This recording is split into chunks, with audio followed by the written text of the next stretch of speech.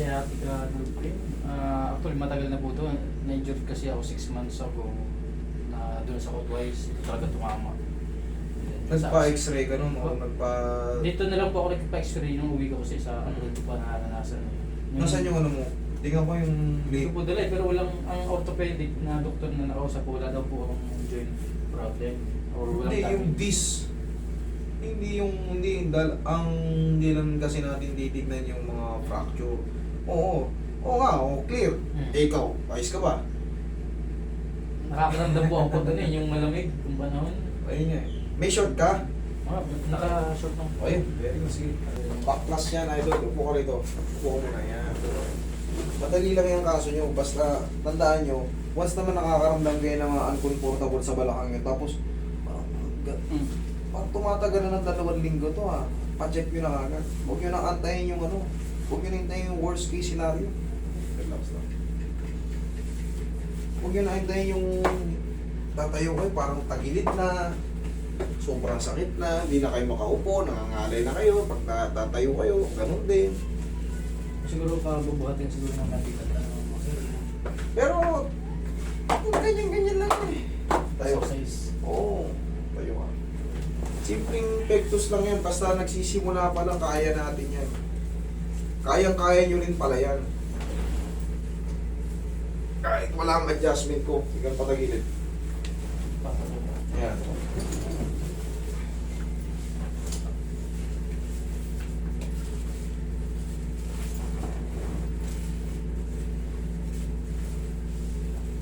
Sige, relax mo na ako. Relax na. Isa pa. Kabilang side.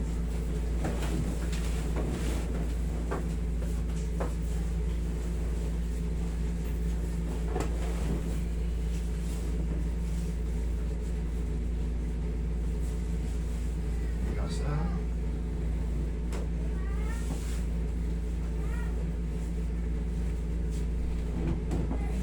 Okay, taba.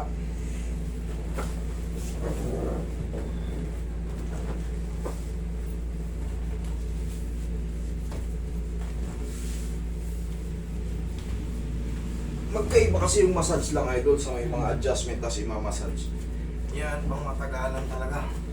Huwag ka lang talaga yung nag-alanganin sa pagbubuhat tas may lumugutok sa balakang mo o parang may uminit bigla nung pagka-puwersa mo.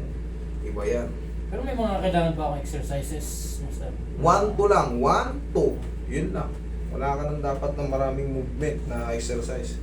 Pero kung gusto mo mag-exercise talaga, yung papawis, okay.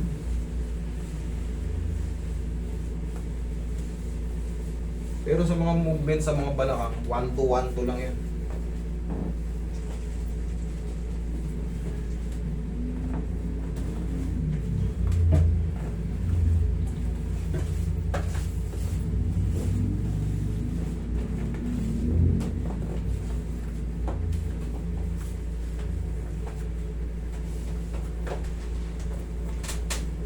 Meron pa akong isang kailangan na sigasuhin sa ano eh.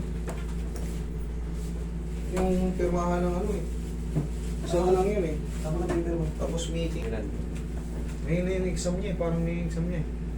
Basta bakantihan mo ko palagi ng isa para mayroon tayong ano. Ganun lang. Bakantihan mo lang ng isa. Madali naman mag-siksik ng ano dyan eh. Bakantihan mo ko ng isa. Dami ko pang sigasuhin. Lalakarin mo pa yung motorization mo.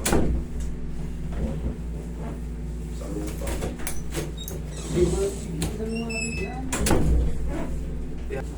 City Hall.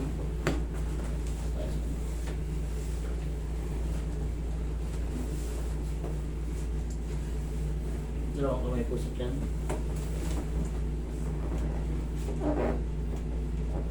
Inhale.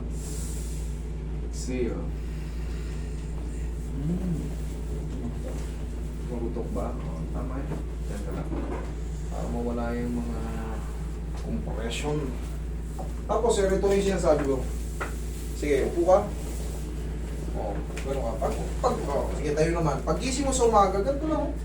Parang tuturin yung mukha mo. Normal na. Ganyan lang. Yan lang, hindi nyo lang alam yan eh. Tag-isa lang, huwag marami. Tag-isa lang. 1, lakasan mo konti.